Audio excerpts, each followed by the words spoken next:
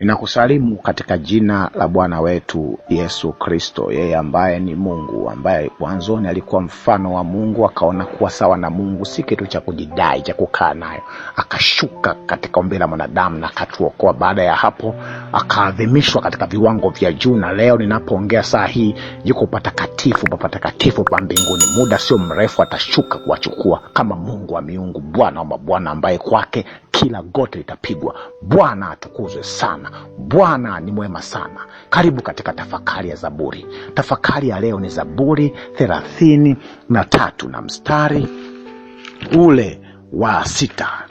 Tuombe. Baba wa mbinguni, neno hili linakwenda kutamkwa. Baba, neno hili likawe nguzo katika maisha yetu, likaondoe uovu na kuinua hamasa ya kukucha wewe na kumdharau shetani na matendo yake, katika jina la Yesu Kristo, amen. Neno la leo linasema nguvu ya injili imefichwa katika pumziko la Sabato. Injili ni nini? Injili ni uweza wa Mungu letao wokovu. Injili ni power. Gospel is power. Lakini power hii ni power ya nani? Ni nguvu ya Mungu. Soma Zaburi 33 mstari wa 6. Kwa neno la Bwana mbingu zilifanyika, na jeshi lake lote kwa pumzi ya kinywa chake. Mungu ni muumbaji. Sifa ambayo inamtofautisha na viumbe wake wote ni sifa ya kuumba. Na katika siku hizi za mwisho, Mungu anapoonekana katika mioyo ya watu, anafifia sana.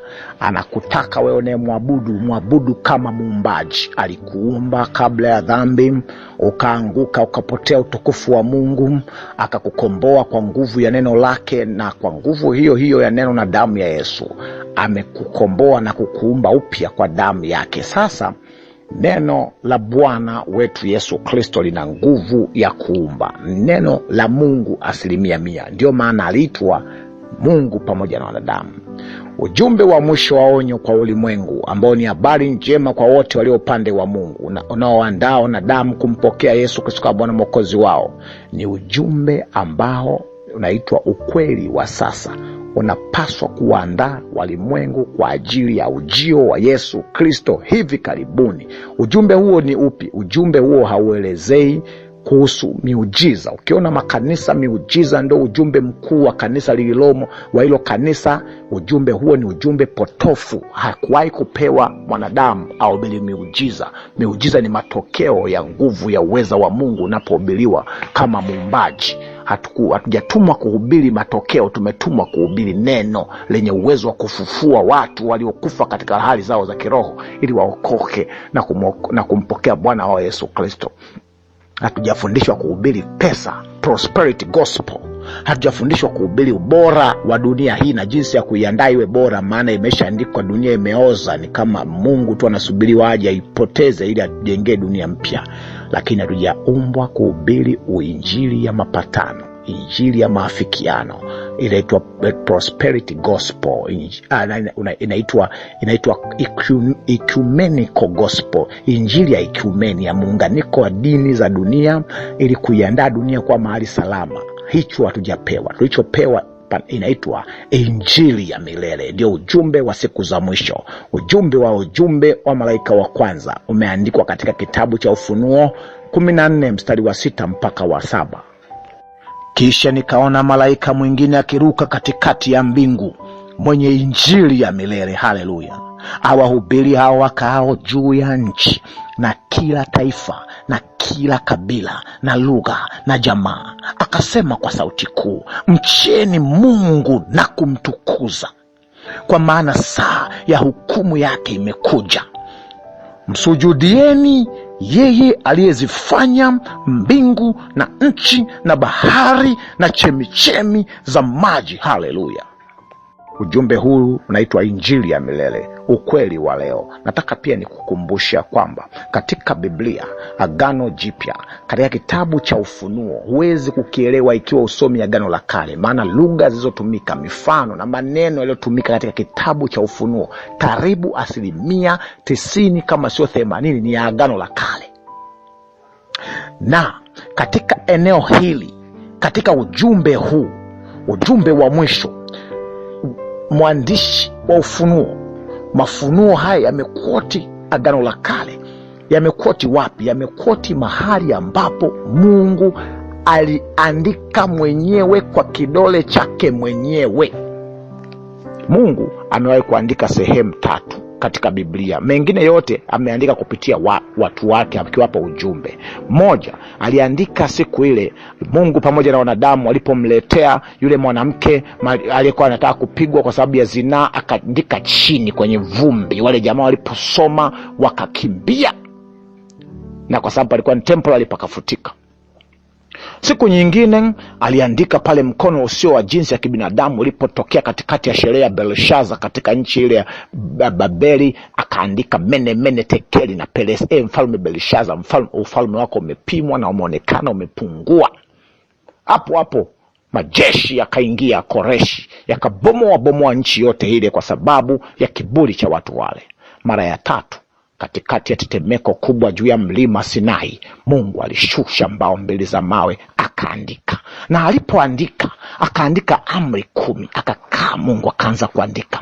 Amri ya 4, amri ya Sabato, ya kukumbuka Sabato, ndio amri ambayo alikaa akaandika muda mrefu na sentensi nyingi kuliko amri zote. Sasa katika ujumbe huu ninaokueleza wa mwisho, maneno haya yaliyoandikwa hapo mstari wa 7, mcheni Mungu la kumtukuza kwa masaa yake, msujudieni aliyezifanya mbingu na nchi na bahari, yameelezewa kwa kina katika amri ya 4. Kumbuke siku ya Sabato itakase, maana kwa siku 6 Bwana alifanya mambo yake yote, kisha siku ya 7 akapumzika. Na mahali fulani akaita siku hiyo is a day of a holy convocation, ni siku ya kusanyiko takatifu. Haleluya! Siku 6 fanya kazi, lakini siku ya 7 upumzike.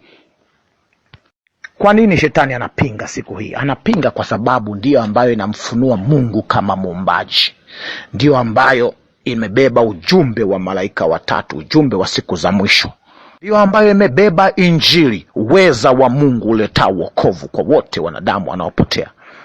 Ujumbe huu, Sabato, inatukumbusha kwamba yeye aliyeweza kuumba kwa neno lake ndiye aliyetuokoa kwa neno lake, na kwa neno hilo hilo ndiye ambaye atatubadilisha na kutufanya viumbe wapya.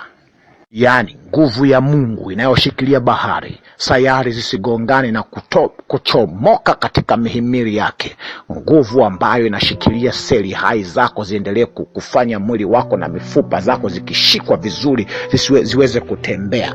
Ndiyo nguvu ambayo inafanya punje ndogo kabisa ya ubuyu iweze kufa na kufufuka na mti mkubwa unaitwa mbuyu unatokea.